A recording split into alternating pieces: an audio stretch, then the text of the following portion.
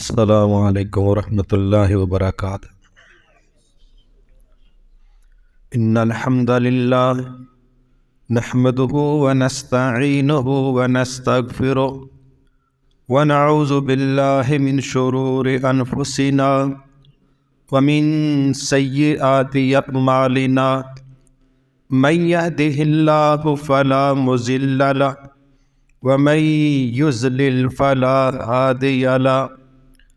وأشهد أن لا إله إلا الله وحده لا شريك له وأشهد أن محمدا عبده ورسوله صلى الله عليه وسلم أما بعد فإن خير الحديث كتاب الله وخير الهدي هدي محمد صلى الله عليه وسلم وشر الأمور محدثاتها وكل محدثة بدعة وكل بدعة ضلالة وكل ضلالة في النار يا أيها الذين آمنوا اتقوا الله حق تقاته ولا تموتن إلا وأنتم مسلمون یا ایھا الذین آمنوا اتقوا اللہ وقولوا قولا سدیدا یصلح لکم اعمالکم ویغفر لکم ذنوبکم ومن یطع اللہ ورسولہ فقد فاز فوزا عظیما یا ایھا الناس اتقوا ربکم الذی خلقکم من نفس واحدہ وخلق منها زوجها وبث منہما رجالا کثیرا ونساء واتقوا اللہ الذی تساءلون به والارحام ان اللہ کان علیکم رقیبا۔ ہر طرح کی حمد و ثنا اس اللہ رب العزت کے لائق ہے جو اپنے بندوں کا پیدا کرنے والا، ان کی ضروریات کو پورا کرنے والا، ان کو غموں سے پریشانیوں سے نجات عطا کرنے والا، بے شمار کوتاہیوں کے باوجود مسلسل رزق عطا کرنے والا، ان کے عیبوں پر پردہ ڈالنے والا، معافیوں کے مواقع فراہم کرنے والا، اور تھوڑی سی پریشانی کی کیفیت کے اندر اپنے بندوں کی بات کو قبول کر جانے والا ہے۔ رسول اللہ صلی اللہ علیہ وسلم نے فرمایا، سب سے بہترین بات رب رحمان کی بات ہے، اور سب سے بہترین طریقہ وہی ہے جو میں نے اپنی سنت کے طور پہ آپ لوگوں میں متعارف کروایا ہے۔ ہر وہ چیز جو کوئی شخص اپنی طرف سے دین اسلام کا حصہ بنانے کی کوشش کرے وہ بدعت ہے، ہر بدعت گمراہی ہے، اور ہر گمراہی جہنم میں لے جانے کا باعث ہے۔ اللہ ہمیشہ ہم سب کو اسے اپنی پناہ میں رکھے۔ ہم چونکہ نبی صلی اللہ علیہ وسلم کی سیرت مبارکہ پر ایک سیریل لے کے چل رہے ہیں، اور پچھلے خطبہ جمعہ میں ہم جہاں تک پہنچے تھے اس کا آخری حصہ یہی تھا کہ نبی صلی اللہ علیہ وسلم نے مدینہ میں پہنچ کے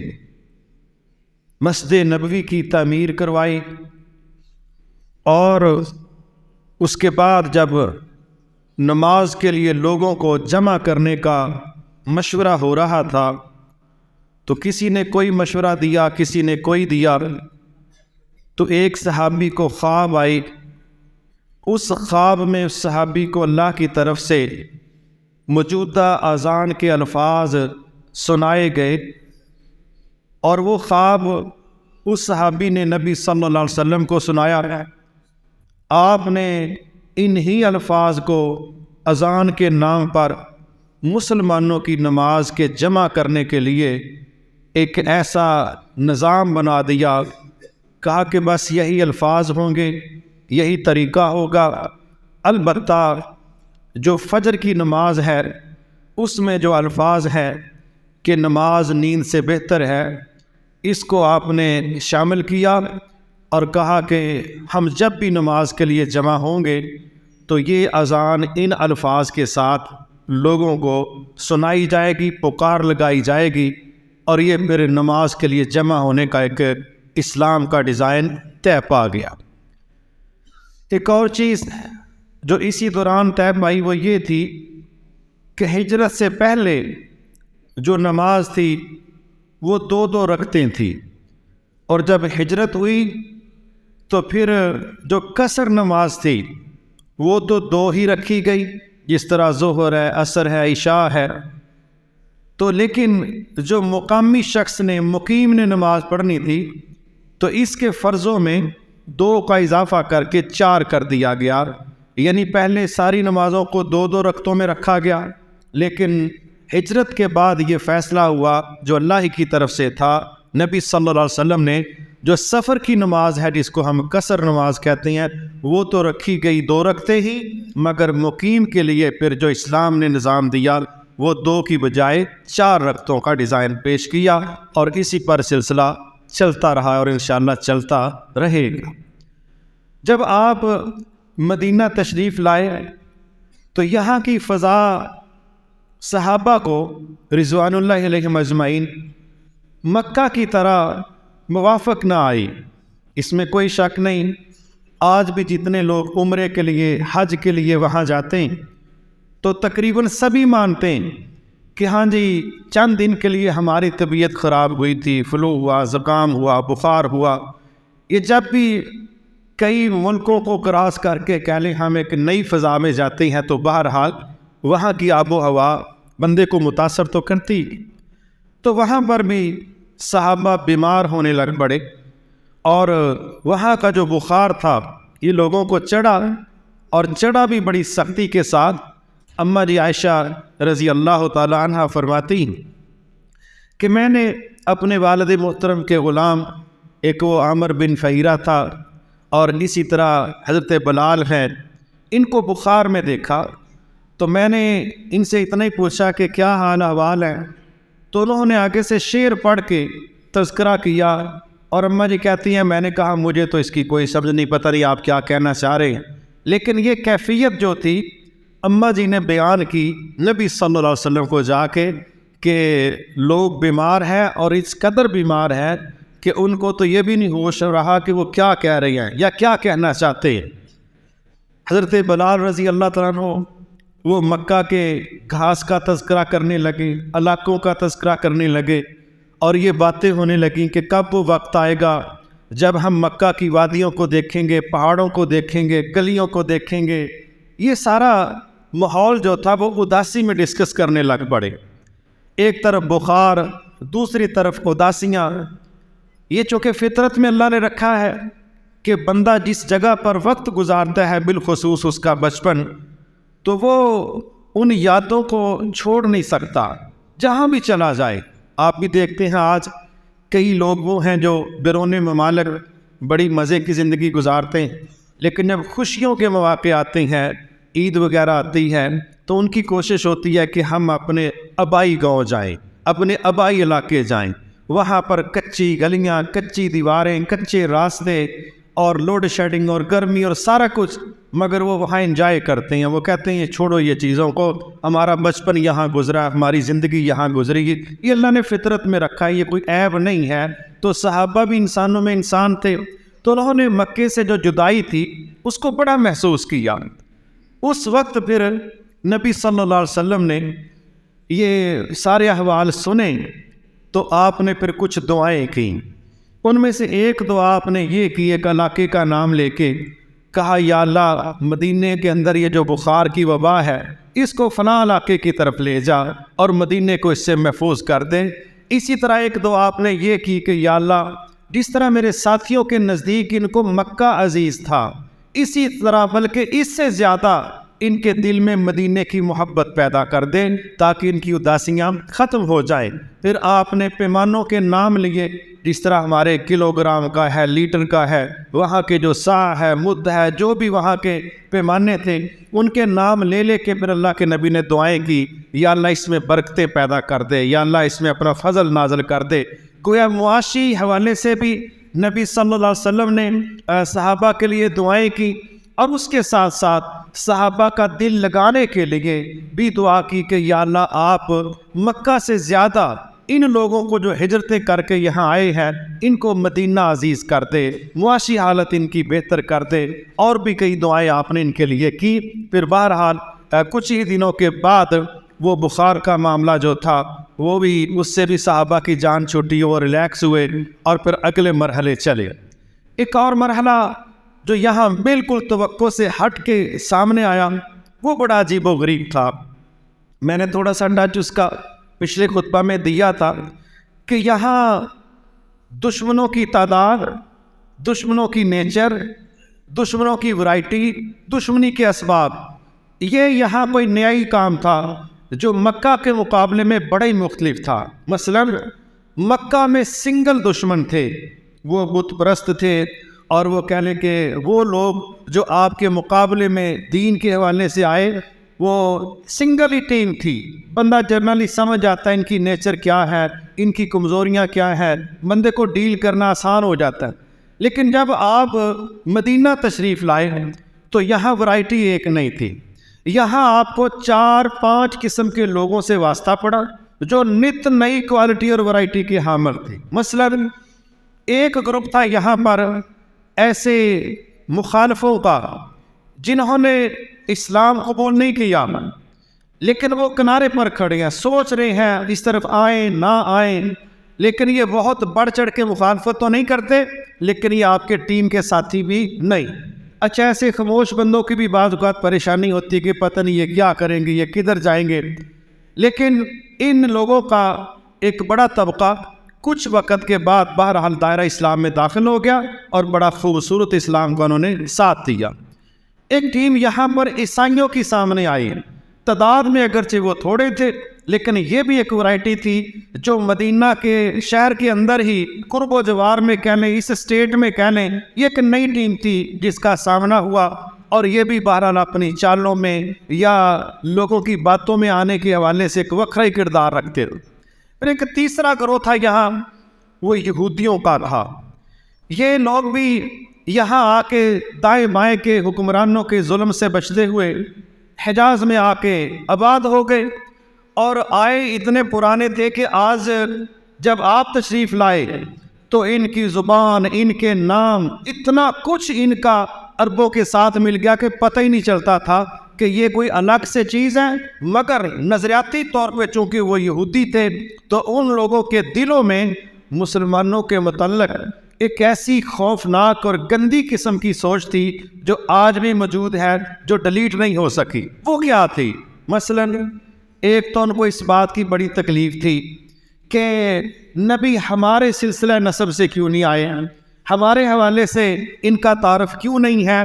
بجائے اس کے کہ ہم شو کرتے کہ یہ ہماری لڑی سے، ہمارے نسب سے، ہمارے قبیلے، ہماری قوم سے ہیں، تو وہ کام زیادہ بہتر ہوتا، کیونکہ پہلے یہ باتیں کیا کرتے تھے۔ وہاں کے مدینہ کے لوگوں کو پتہ اس میں باتوں کا کہ یہ ایک ایسا اللہ کا نبی آنے والا ہے، تو ان کے ساتھ مل کے ہم تمہارا علاج کریں گے، تمہیں نیست و نابود کر دیں گے، یہ باتیں کیا کرتے تھے۔ مگر اب جب آپ آ گئے تو پھر یہ بغض میں آپ کے مقابلے میں کھڑے ہو گئے، اور عربوں کے متعلق ان کی سوچ یہ تھی جس پر اللہ نے قرآن مجید میں ان کے اندر کی بات کہی، یہ کہنے لگے کہ عربوں کا مال مول کھا لینے میں ہمیں کوئی گناہ نہیں ہے، ہم ان کا مال کھا پی سکتے ہیں، ہمارے لیے کوئی گناہ نہیں، کوئی رکاوٹ والی بات نہیں۔ اور عربوں کو یہ لوگ جاہل کہتے ہیں، بڑے بڑے فضول لفظوں کے لیے استعمال کرتے ہیں، رہتے بھی انہی میں، مگر کردار کیا تھا؟ اندر سے حسد اور بغض میں بھرے ہوئے یہ لوگ تھے۔ ایک یہ ان کا مسئلہ تھا۔ پھر ایک طبقہ تھا جو تھوڑے وقت کے بعد ہی مارز وجود میں آ گیا، لیکن ہو گیا، وہ عبداللہ بن ابی اینڈ کمپنی تھی۔ یہ شروع میں تو انہوں نے کوشش کی کہ شاید ہماری کوئی دال گل جائے اور ہم مدینے کے معاملات میں غالب آ جائیں، لیکن جب انہوں نے دیکھا کہ نبی صلی اللہ علیہ وسلم اور آپ کی جماعت مسلسل بڑھ رہی ہے تو غزوہ بدر کے بعد بالخصوص ان کو چانن ہو گیا کہ نہیں بھائی ہمارا پہلے والی ہماری رٹ قائم نہیں ہو سکتی، تو انہوں نے پھر اوپر سے کلمہ پڑھا اور اندر سے اسی پر رہے جس پر یہ مرے۔ اندر سے انہوں نے اسلام کو قبول نہیں کیا، مگر اوپر سے کلمہ پڑھ کے یہ سوچا کہ ایسا نہ ہو کہ ہم ظاہری طور پر بھی دنیا کے فائدوں سے محروم ہو جائیں، تو چلو ظاہراً کلمہ پڑھ لو تاکہ ہم ان کو تاثر دیں کہ ہم آپ کے ساتھی ہیں۔ لیکن اندر سے عبداللہ بن ابی اور اس کے کچھ ساتھیوں نے اسلام کو قبول نہیں کیا۔ یہ چوتھی ورائٹی تھی جو میں سمجھتا ہوں کہ شاید سارے دشمنوں کے مقابلے میں سب سے خوفناک قسم کی یہ ورائٹی تھی، کیونکہ یہ ساتھ نماز پڑھتے، یہ روزے رکھتے، ساتھ میٹنگوں میں بیٹھے ہوتے اور یہ ساتھ ساتھ چلتے، ان کو ہر بات کی خبر ہوتی تھی اور انٹیلیجنس کا کام حاصل کرنا ان کے لیے مسئلہ کوئی نہیں تھا، لیکن یہ اندر سے کفر پر اور زبان سے یہ اسلام پر تھے۔ یہ بڑا خوفناک دشمن تھا جو اسلام کو مدینہ کے اندر فیس کرنا پڑا، اور یہ بھی ایک ورائٹی تھی۔ پھر ایک پانچواں گروہ تھا، وہ مدینے کے اطراف میں رہنے والے ایسے قبائل تھے کہ جو اسلام تو انہوں نے قبول نہیں کیا تھا لیکن دشمنی میں وہ بھی کھڑے تھے، کیونکہ جو اسلام پر نہیں تھا وہ مد مقابل تھا۔ تو یہ سمجھ رہے کہ کم از کم 5 قسم کی ورائٹی تھی جو نبی صلی اللہ علیہ وسلم کو مدینہ میں داخل ہوتے ہی فیس کرنا پڑی۔ اور عبداللہ بن ابی کو پریشانی یہ تھی کہ بھئی اچھا خاصا میرا کام بنا ہوا تھا، کیونکہ اوس اور خزرج دونوں قبیلوں نے جنہوں نے آج سے پہلے کبھی آپس میں اکٹھے بیٹھنے کا تصور نہیں کیا تھا، انہوں نے بھی فیصلہ کر لیا تھا کہ چلو یار آپس کی لڑائی ختم کرو، باہر کے بڑے مسئلے ہیں تو کم از کم مدینہ کے اندر اس بندے کو مل کے ہم اپنا حاکم تسلیم کر لیں تاکہ ہماری یونٹی پوری دنیا کے اندر وائرل ہو جائے کہ نہیں جی مدینہ والے جو ہے وہ ایک گروپ ہے، ایک ٹیم ہے۔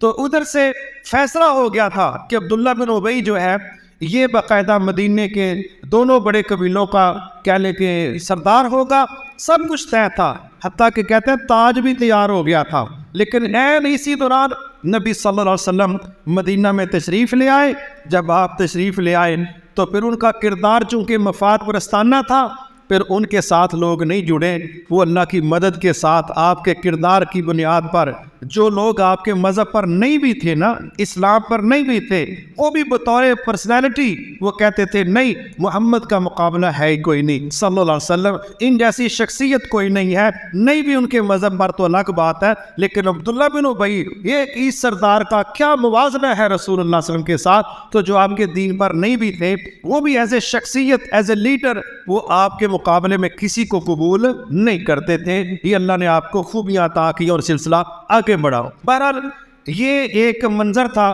جو میں آپ کے سامنے رکھ رہا ہوں کہ تقریباً 5 ورائٹیز تھیں دشمنوں کی جن کا آپ کو مدینہ میں یکدم آ کے سامنا کرنا پڑا۔ ان کو کس طرح آپ نے ڈیل کیا اس پر میں انشاءاللہ بعد میں بات کروں گا۔ سب سے پہلے جس ٹیم کو آپ نے ڈیل کیا وہ آپ کی اپنی قوم تھی، آپ کے اپنے لوگ تھے، آپ کے پیج فیلو تھے، آپ کے دین فیلو تھے۔ سب سے پہلے آپ نے انصار اور مہاجرین کو ان کو کہا آؤ نا،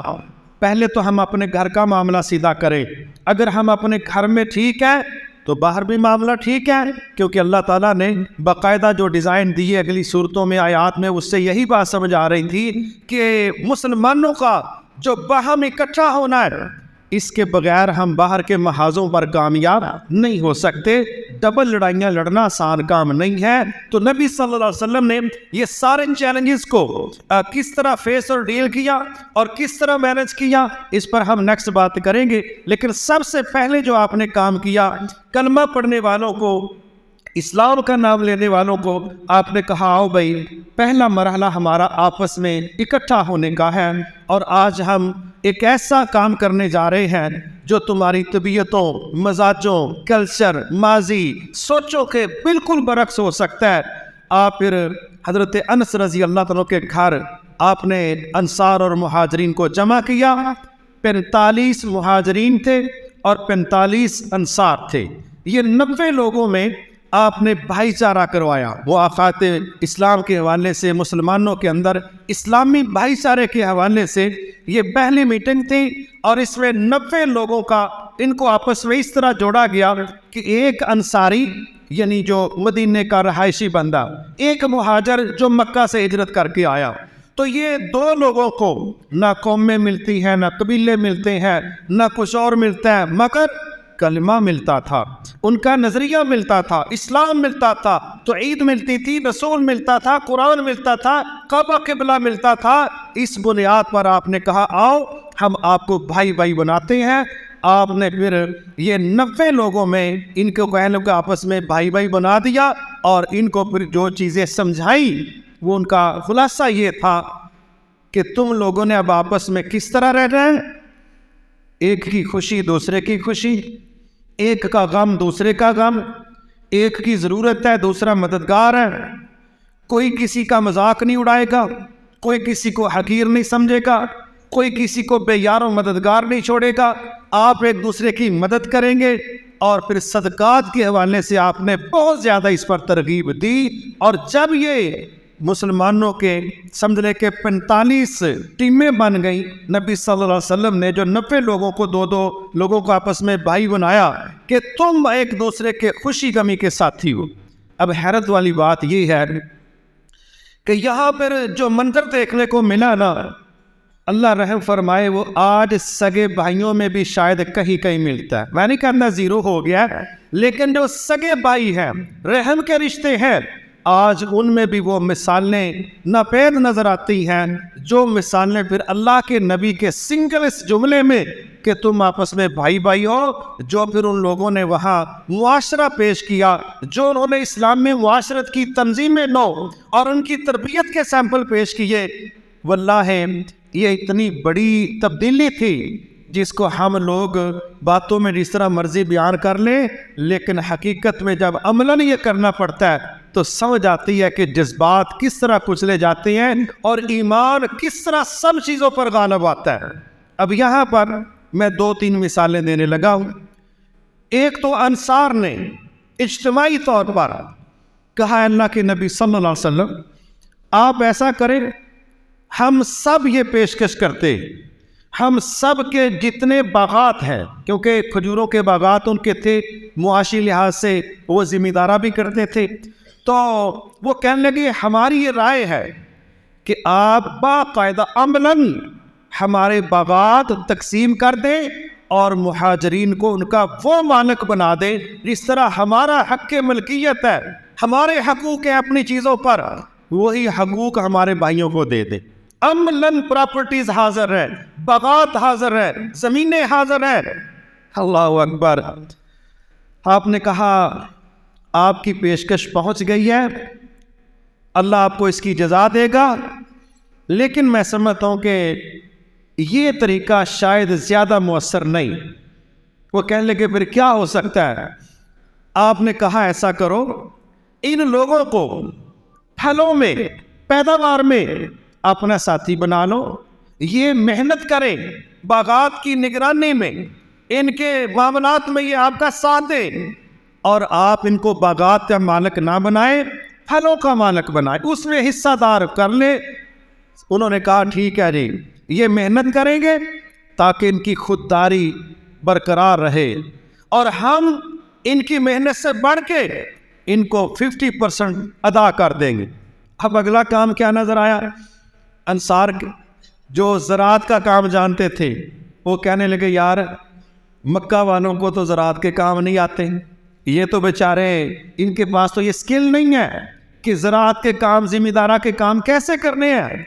وہ بیچارے ان کے ساتھ پھر محنت مزدوری میں بھی مالک ہونے کے باوجود وہ پھر ان کے ساتھ شریک ہو جاتے۔ اب حالانکہ وہ بھی برابر کی محنت مزدوری کر رہی ہیں، لیکن جب باری آتی حصے داری کی تو پھر یہ نہ کہتے جی ایک حصہ ہمارا بنتا ہے ملکیت کا، ایک حصہ بنتا ہے محنت کا، اور تمہارا تیسرا حصہ بنتا ہے، کہتے نا تمہارا آدھا حصہ ہی بنتا ہے، تم 50% کے شیئر ہولڈر ہو، اس لیے کہ ہم لوگوں نے تمہیں ساتھ دے کے تمہاری مدد کر کے ہم نے اپنے اللہ کو راضی کرنا ہے، یہ محنت ہم مل کے کریں گے، بعض ہماری ہے لیکن ہم آپ کو 50% کا شیئر ہولڈر قرار دیتے ہیں، یہ اتنی بڑی ان کی قربانی تھی جو آج سگے بھائیوں میں بھی کہیں کہیں شاید نظر آتی ہو۔ اللہ ہم سب پر اپنا رحم نازل کرے۔ ایک یہ چیز ہے، پھر ایک اور صحابی ہے، ان کا نام ہے سعد بن ربی رضی اللہ تعالیٰ عنہ۔ ان کا بھائی بنایا تھا عبد الرحمن بن عوف رضی اللہ تعالیٰ عنہ کو نبی صلی اللہ علیہ وسلم نے۔ آپ نے کہا تم دونوں آپس میں بھائی ہو۔ سعد بن ربی بڑے امیر تھے، اللہ کے نبی بھی اس مینجمنٹ کو بڑا سمجھتے تھے۔ عبد الرحمن بن عوف بھی ماضی کے شہزادے ہی تھے، وہ بھی بہت زیادہ مالدار تھے۔ تو چونکہ سوچیں ملتی ہیں، مائنڈ سیٹ ملتا ہے، مزار مل جاتے ہیں، تو اللہ کے نبی صلی اللہ علیہ وسلم نے سعد بن ربی جو امیر ترین شخصیت ہے مدینہ کی، ان کا بھائی بنا دیا عبد الرحمن بن عوف رضی اللہ تعالیٰ عنہ کو، جو ماضی کے سمجھے شہزادوں والی زندگی گزارنے والے تھے۔ اب سعد رضی اللہ تعالیٰ کہتے ہیں عبد الرحمن، اللہ کے نبی نے آپ کو میرا بھائی بنایا ہے، تو آؤ میں تمہارے ساتھ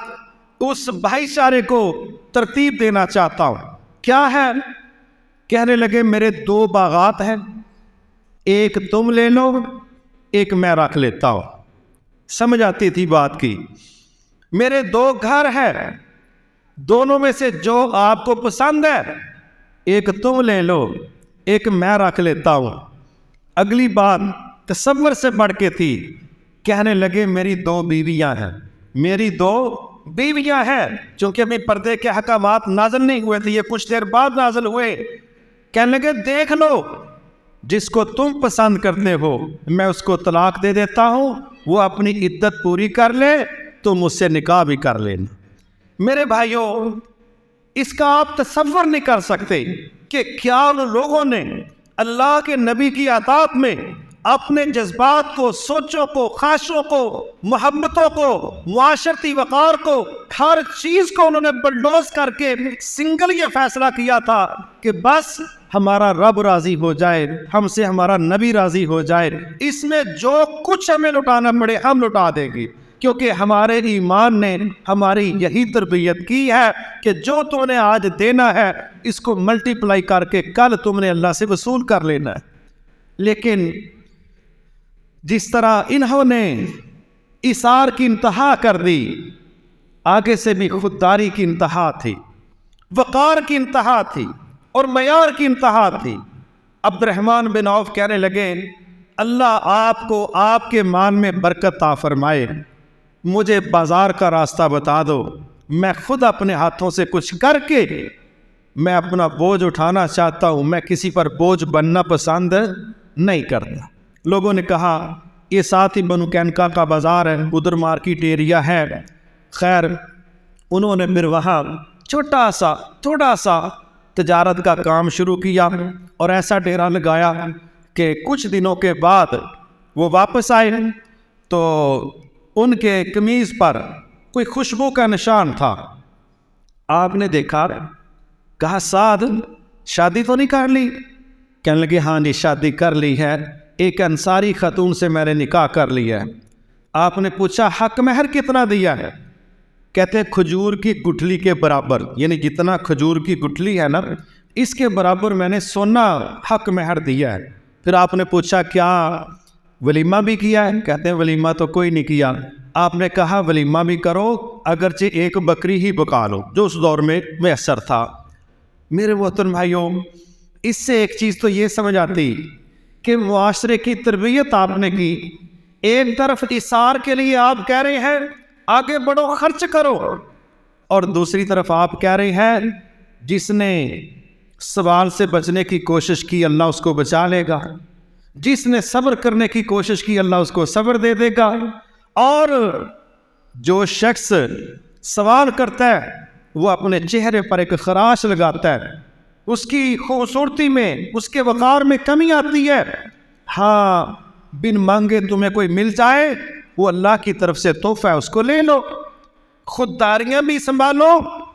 مدد کرنے کی سوچ بھی رکھو۔ دونوں فریقوں کو اللہ کے نبی ٹرینڈ کر رہے۔ ایک طرف کہا جا رہا ہے کہ جو بندہ تمہاری مدد کرے تو اگر تم نے اس کا شکریہ ادا نہ کیا تو گویا تم نے اللہ کا بھی شکر ادا نہیں کیا۔ یہ بات ہو رہی ہے ڈونیشن لینے والے کو، مدد لینے والے کو، اور دینے والے کو کیا کہا جا رہا ہے؟ کہا تم اپنی سوچ یہ بنا لو، لا نريد منکم جزاء ولا شکورا، تم اپنی یہ سوچ بنا لو کہ میں جو تمہاری مدد کر رہا ہوں، میرا مقصد مطلب یہ نہیں ہے کہ تم میرا شکریہ ادا کرتے پھرو اور مجھے اس کا صلہ دیتے پھرو، مجھے اس کا ریٹرن دیتے پھرو۔ کہا دینے والا واپسی کی توقع نہ رکھے، لینے والا بندے کا شکریہ ادا کرے۔ دونوں کو اللہ کے نبی ٹرینڈ کر رہے ہیں، دونوں کو۔ یہاں پر بھی ہے، ایک طرف کہا جا رہا ہے صدقہ کرو، اور دوسری طرف لینے والوں کو کہا جا رہا ہے بچ ہی جاؤ تو بہتر ہے۔ تربیت دونوں کی، اور آپ وہ معاشرہ تیار کر رہے ہیں کہ جس کی مثالیں پھر کتابوں میں تو نظر آتی ہیں، لیکن زمین پر ایسی مثالیں پیدا کرنا لوگوں کے لیے مسئلہ بنا ہوا ہے۔ میرے محترم بھائیوں، اسی طرح ایک چیز اس سے ہمیں یہ بھی سمجھ آئی کہ دنیا کی اللہ کے بعد سب سے اہم ہستی رسول اللہ صلی اللہ علیہ وسلم۔ مدینہ کوئی کروڑوں کا شہر نہیں تھا، تھوڑے سے لوگوں کا شہر ہے، اور ایک صحابی ہے ساتھ آیا ہجرت کر کے، شادی کر لی ہے، اللہ کے نبی کو انوائٹ نہیں کیا، مگر اللہ کے نبی نے کوئی ناراضگی کا اظہار نہیں کیا۔ ہمارے ہاں بڑے رشتہ دار ایسے ہوتے ہیں، وہ پہلے اس چکر میں رہتے ہیں کہ اللہ کرے بلان ہی نہ، ظاہر خرچے خرچے ہیں تے جے بلا لین پھر پورے بھار نہ جائی، وہ پھر بھار ایسا مانتے نے بعض اوقات اگلے چک نہیں سکتے، وہ پھر آندے تو ہی بھار تہاڈا ذرا زیادہ اپنے گھر ہی رہ جاؤ، اگوں پھر اسی دشمنی بیج لینے ہاں۔ اے ویکھا انہاں ٹٹے منہ نال نہیں سانو کیا، اسی اتنے ذلیل ہون نہیں جانا سی، لو جی ہن او لمبا کم پیا، کوئی بندہ ہی مرے گا تے انہاں نوں اکٹھا کرے گا، ورنہ اکٹھے ہون والے نہیں۔ ایک بندے دی موت دی انویسٹمنٹ تو بعد اے رشتہ داراں نے اکٹھا ہونا ہے، ماشاءاللہ بہانہ لبدے نے ناراض ہون دا۔ تو یہ طریقہ کار ہمارے ہاں ہے، مجھے نہیں بلایا، وہاں اللہ کے نبی کو نہیں بلایا، نکاح تو ان کا ہو گیا، اور دنیا کی سب سے عظیم ہستی وہاں ناراض نہیں ہو رہی، تربیت کر رہی ہے۔ تو ہماری بھی کوشش ہی ہونی چاہیے کہ ہم معاشرہ چلانے کی طرف آئیں، ہم نخروں کی طرف بڑھیں گے تو شاید معاشرہ رکے نہ رکے، ہمارے رشتے نہ کہیں ٹوٹ جائیں، رشتوں میں کہیں دراڑیں نہ آ جائیں، اللہ ہمیں اس کی سمجھ عطا فرمائے۔ اب اس پر پھر آپ دیکھتے ہیں کہ اس معاشرے کو ٹرینڈ کرنے کے لیے جو تربیتی پورا نصاب ہے وہ اللہ کی طرف سے نازل ہونا شروع ہو رہا ہے، اور سورۃ الحجرات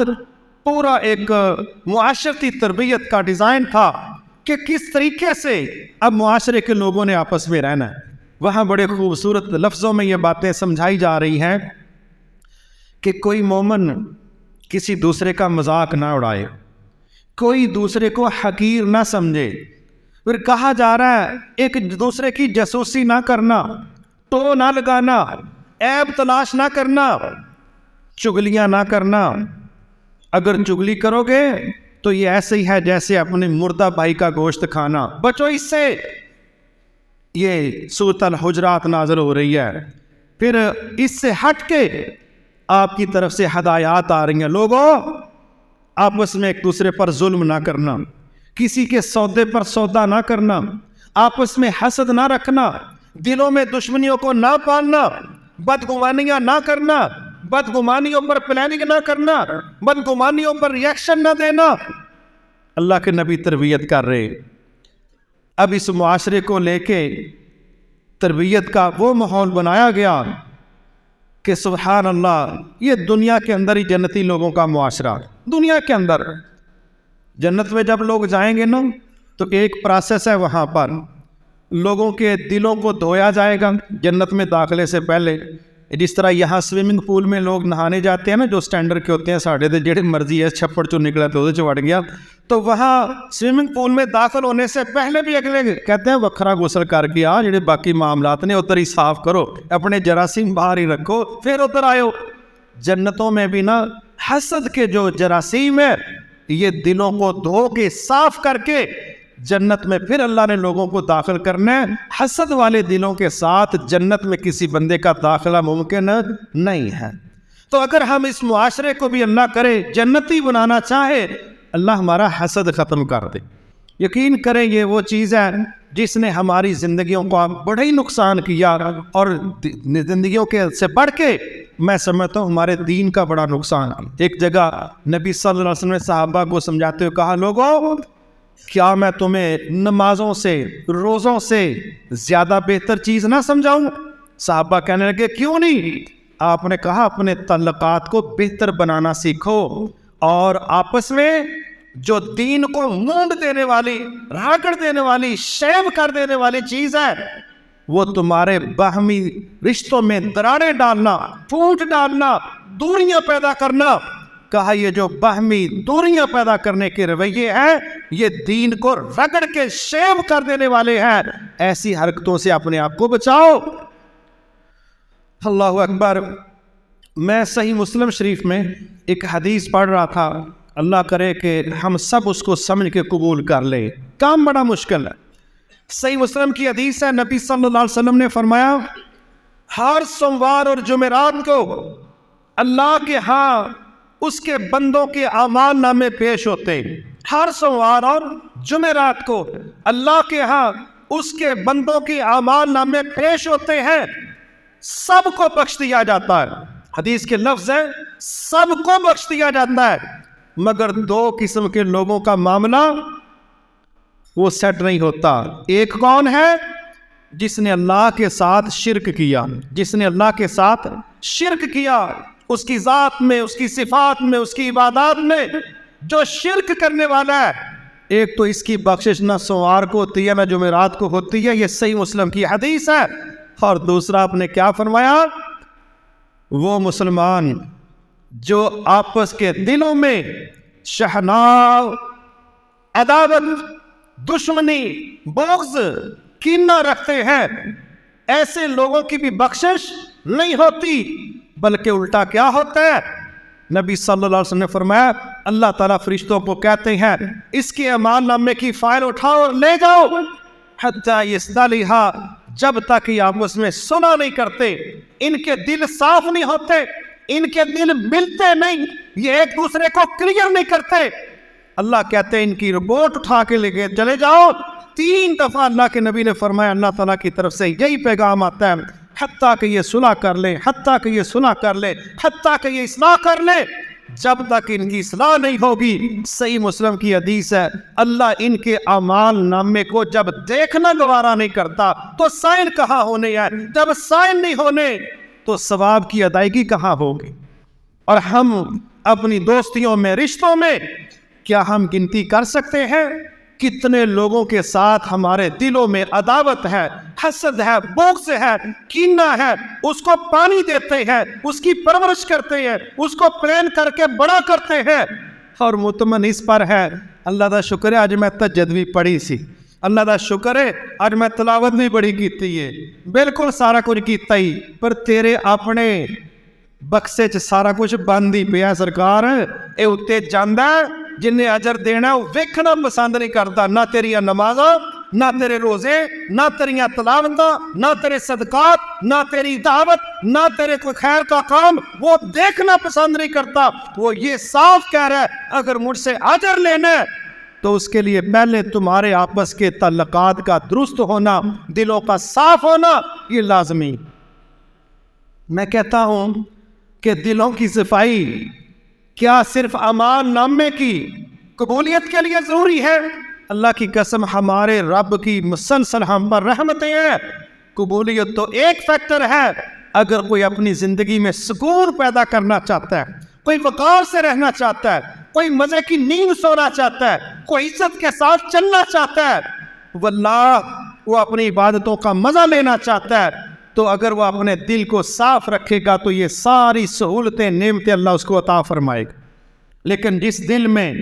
کلمہ پڑھنے والوں کے لیے حسد ہے، بغض ہے، کینہ ہے، دشمنی ہے، اس کا سب سے گندا سائیڈ افیکٹ یہ ہے یہ بندہ نارمل نہیں ہوتا، کیونکہ اس کے کام اب نارمل ہے، حرکتیں اب نارمل ہے، رویہ اب نارمل ہے، اور انشاءاللہ اس کا نتیجہ بھی اکثر اب نارمل ہی ہوتا ہے، توقع سے ہٹ کے نقصان دینے والا۔ اس لیے اللہ کے نبی مدینے میں سوسائٹی کو مینج کر رہے ہیں اور یہ نصیحتیں کر رہے ہیں یہ نہ کرنا، وہ نہ کرنا، وہ نہ کرنا۔ ان رویوں کے ساتھ مدینے کو چلایا گیا، تب جا کے ہم دیکھتے ہیں کہ ان لوگوں نے پھر اندر کے فتنوں کو بھی فیس کیا اور بہترین طریقے سے ان کا سامنا کر لیا، اور پھر جو یہودیوں سے،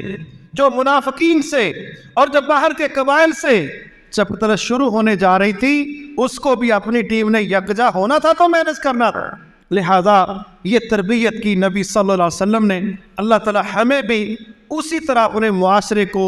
تعمیر کرنے کی توفیق دے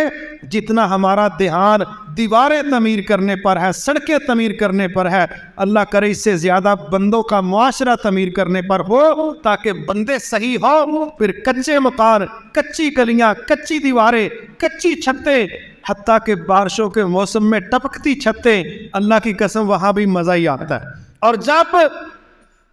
جب نبوی معاشرتی ہم ڈیزائن پر نہ ہوں، بندے لینڈ کروزروں میں ہوں، تب کہتے ہیں میرا دل کرتا ہے میں کسی گاڑی سے ٹکرا دوں۔ جب بڑے بڑے محلات بھی ہوں، جب ہم نبوی ڈیزائن پر نہیں ہوتے، پھر وہ محلات ہمیں سکون نہیں دیتے، وہ 8-8 انچ کے گدے ہمیں مزہ نہیں دیتے، وہ سامان سے بھری فریجیں، وہ بڑے بڑے کچن اور وہ مینیو کے مزے، وہ ہوٹلنگ، وہ شاپنگ، جب ہم نبوی ڈیزائن پر نہیں ہوتے، یہ کوئی چیز ہماری توجہ مبذول دائیں کروانے کا باعث نہیں بنتی، بلکہ ہم کسی مصیبت میں پھنسے ہوتے ہیں۔ اللہ تعالیٰ اس میں ہماری مدد کرے اور ہم اللہ کے نبی کے دیے معاشرتی رویوں کو قبول کر لیں۔ اس میں سب سے پہلے ہمارا اپنا مزہ اور سکون ہے، اس کے ساتھ اللہ کی رضامندی ہے، اور پھر معاشروں کی محبت کہ وہ لوگ بھی ہمارے ساتھ چلیں۔ ایک یہ چیز میرے محترم بھائیوں، ایک اور چیز جو یہاں پر آپ کو دوسرا فتنہ فیس کرنا پڑ رہا تھا، وہ یہودیوں کے حوالے سے ہے۔ یہودی ایک تو آپ سے دشمنی رکھتے، دوسرا ان کے نیچر میں یہ چیز تھی کہ آپ کے آنے سے پہلے بھی پرانے قبائل میں جنگوں کو بھڑکانا، جنگوں کے بیج بونا اور لوگوں کو سود پر قرضے دینا، لوگوں کو سود پر قرضے دینا، جنگ بھی تیز کرنی ہے، قرض بھی دینا ہے، اور پھر ان کو بلیک میل بھی کرنا ہے۔ یہ 1444 سال پہلے کی IMF ہے، یہ FATF ہے 1444 سال پہلے کی، یہ ورلڈ بینک ہے 1444 سال پہلے کا، یہ جون ماڈل اس دور میں 2023 میں ہم دیکھ رہے ہیں، یہی ماڈل 1444 میں یہودیوں نے پیش کیا تھا۔ تجارتوں پر گرفت اور لوگوں کو قرضے دینا، ایک طرف قرضے دینا اور دوسری طرف بھاری سود لگانا، اور تیسری طرف ایسی شرارتیں کرنا کہ قوموں کی، قبیلوں کی آپس میں جنگ ہو جائے، کیونکہ جنگوں میں وہ فقیر ہوتے تھے، وہ سرمایہ کے محتاج ہوتے تھے، اور پھر سرمایہ ان سے لیتے۔ اس طرح ان لوگوں نے اپنی آزادیاں، اپنی خود مختاریاں، اپنی سرداریاں ان کے ہاں گروی رکھی۔ سیم 1500 سال گزرنے کے بعد آج IMF کا وہی رویہ ہے، ورلڈ بینک کا وہی رویہ ہے، FATF کا وہی رویہ ہے، اور وطن عزیز اس جال میں اس طرح پھنسا ہوا ہے کہ جتنا بھی ہاتھ پاؤں مارتا ہے، آنے والے وقتوں میں اس دلدل میں مزید غرق ہو رہا ہے اور نکلنے کا کوئی رنگ نظر نہیں آ رہا۔ اور جب پوچھ لو مہنگائی ہو گئی ہے، ظاہر ہے گیس ہماری، تیل ہمارا، بجلی ہمارے تربیلا کی، منگلا کی، اور ریٹ طے کرے IMF، ریٹ یہ طے کریں گے اور ٹیکسز یہ لگوائیں گے، اور کیا نتیجہ نکلے گا؟ عوام اور ذمہ داران آپس میں ایک دوسرے کا گریبان پکڑے، ایک دوسرے کے ساتھ ان کے رویے تلخ ہوں گے۔ میں کہتا ہوں عوام اور حکمران تو دور کی بات، ان قرضوں کا جو سائیڈ ایفیکٹ ہے اور سودی نظام کی جو نحوست ہے، جب پورے ملک کو ڈسٹرب کر رہی ہے، تو حکمران اور عوام تو دور کی بات، وہ جنہوں نے بڑا مسکرا کے مہندی والے ہاتھوں سے نکاح نامے پر سائن کیے تھے نا، قبول ہے، اور وہ بھی جو پہلی شام کہتا تھا کہ تم 14ویں کا چاند ہو، اب کچن کے اندر لڑائی آہستہ آہستہ داخل ہو رہی ہے کہ باہر جتنی مہنگائی ہے، بیوی کہتی ہے اس کے بغیر نظام نہیں چلتا، وہ کہتا ہے یہ میں افورڈ نہیں کر سکتا۔ یہ چند گھر ہیں جہاں پر باتیں ہوتی ہیں کہ مینیو کیا ہونا چاہیے، جس کے مزے کس کے ہونے چاہیے۔ پاکستان کی 35% آبادی وہ ہے کہ جو خط غربت سے نیچے زندگی گزار رہی ہے، اور اس کا مطلب ہے ان کی آمدن 15,000 سے کم ہے، 15,000 سے کم करोड़ों लोगों की जब आमदन होगी, वो अपने किचन में रोमांस करेंगे कि लड़ाई झगड़ा करेंगे? और ये माहौल इस तरफ जा रहा है। 126 बिलियन डॉलर का कर्ज है हमारे ऊपर। 126 बिलियन डॉलर हम ज़रबें देना शुरू करें तो हमारे कैलकुलेटर कहते हैं एडी रकम असी नहीं दस सकते, ये पाकिस्तानी रुपया च कितनी बन रही है, हम फंस रहे हैं। और उनकी साजिशें आगे से आगे बढ़ रही। वो फैसले करते हैं सियासत में, अदलिया में, दिफा में, मुआशरत में, तालीम में, मैदानों के अंदर, खेल तक के मैदानों के अंदर उनकी मुदाखलत हो रही है। वो नित में डिज़ाइनों से पेनिट्रेशन करते हैं और फिर मुल्कों को दिवालिया करने की तरफ लेके जाना और फिर बाजू मरोड़ के अपनी शर्तें मनवाना। और बिलखसूस इन्नल्लज़ीना कफ़रू युनफ़िक़ूना अमवालहुम लियसुद्दू अन सबीलिल्लाह, के काफिर बाकायदा माल खर्च करते हैं ताकि ऐसा माहौल पैदा हो जाए कि मुसलमान अल्लाह से दूर हो जाए, इस्लाम से हट जाए। उनके कर्जे अगर रीशेड्यूल होते हैं उसके पीछे उनका ये मुद्दा और मकसद होता है। अगर कर्जे बढ़ाते हैं, अगर शर्तें मानते हैं, वो यही चाहते हैं लियसुद्दू अन सबीलिल्लाह, इन लोगों को, मुसलमानों को, इन नमाजियों को, हाजियों को, रोजादारों को, इनको अल्लाह से किसी तरह दूर कर दे। इस दुश्मनी पर उनकी इन्वेस्टमेंट है। और हम गर्दन गर्दन नहीं, हम तो ओते खा रहे हैं। हमारे पाकिस्तानियों के चेहरे इन लोगों को दिखा के बतौर मिस्कीन, ऐसा पाकिस्तान है, ये बड़े गरीब ने, ये भुखे ही मर चले ने, तुसा पैसे देने ने देना, शाम की रोटी खानी है, एवं वापस जाके इन्होंने सब्जी लिया के देनी। वो आंदे ने अच्छा तुम इन्ने ही मर चले हो, एलो इन्ने पैसे ना काम साडा भी कर रहे। अब उधर से पैसे ले लिए हमारे मुंह दिखा के और फिर पाकिस्तान में इस्तेमाल करने की बजाय वहीं से उठाए, वहीं के बैंकों में रखवा दिए और अपनी एक नई चेकबुक अपने नाम लॉन्च करवा ली कि जी मेरे असासे, मेरी मलकियत, मेरे खजाने इस बैंक में भी पड़े हैं, इस बैंक में भी पड़े हैं। वो अपने बच्चों के साथ ये फखरिया पेशकश कर रहे हैं कि तुहाडे प्यो दे अकाउंट दुनिया के हर बैंक च ने। मिस्कीन बना के चेहरे हमारे दिखा के मांग लिया और खजाने अपने भर ले। पाकिस्तान की आवाम पर ये कर्जे जिस तरह बढ़ रहे हैं, इसके बद असरात किचन में जा रहे हैं। टेक्सटाइल इंडस्ट्री जिस तरह डिस्टर्ब है और जिस तरह वो बाजू मरोड़ के हमें शर्तें मनवाते हैं, ये सेम डिज़ाइन था 1444 साल पहले मदीना के अंदर यहूदियों का, मुसलमानों के साथ भी, दूसरे कबीलों के साथ भी। वो तो अल्लाह के नबी ने उनके मद्दे मुकाबल एक जिहाद खड़ा किया, दूसरा इस्लामी इक्तिसाद खड़ी की और इस्लामी इक्तिसादी निज़ाम के तहत उनसे डिस्कनेक्ट होके अपना ज़कात का, सदकात का, गनीमतों का, माल फे का, जिज़िये का, फिदिये का, ये वो निज़ाम था जिसको अल्लाह के नबी ने प्रमोट किया और अल्लाह ताला ने इनके शर से बचाया। वरना ये तो उस दौर में जिस तरह बाकी कबीलों को अपनी लपेट में ले चुके थे, ये तो मुसलमानों को भी काबू कर जाते। लेकिन इस्लाम की इक्तिसादी पॉलिसी जो रसूल अल्लाह सल्लल्लाहु अलैहि वसल्लम ने पेश की, उसको इस्तेमाल करके अल्लाह के नबी ने यहूदियों के मुआशी शर से अपनी कौम को बचाया।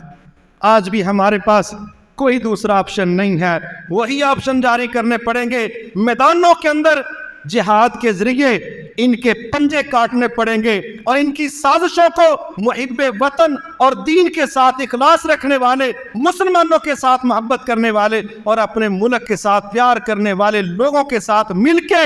इनकी साजिशों का तोड़ करना पड़ेगा। वरना जो मंजर इन्होंने मदीना के गिरदोनवा पेश किया था, आज भी IMF, वर्ल्ड बैंक, फैटअप, ये उन्हीं तरीकों पर चल रहे हैं। वो उनके बड़े थे और अल्लाह के रसूल और आपके साथी साहबा हमारे बड़े थे। हमने अपने बड़ों के रास्ते पर चलना है, तब सरवाइव करेंगे। वो अपने बड़ों के रास्ते पर चल रहे हैं, तब उसी डिज़ाइन पर चल रहे हैं। ये हमारी जिम्मेदारी बनती है। हम अल्लाह से डर के रसूल अल्लाह सल्लल्लाहु अलैहि वसल्लम का जो मदीने का सोसाइटी की तमीर और तरबियत का डिज़ाइन था, वो मुआशी है, वो मुआशरती है, वो तालीमी है, हम उसको कबूल कर लें। इंशाअल्लाह ना ये चैलेंजेस नए हैं, ना इनका तोड़ नया है, ये चैलेंजेस भी पुराने हैं और इनका तोड़ भी वही है जो अल्लाह के नबी कर चुके हैं। अल्लाह इसमें हमें इस्तेमाल कर ले और हमारी अल्लाह मदद फरमाए।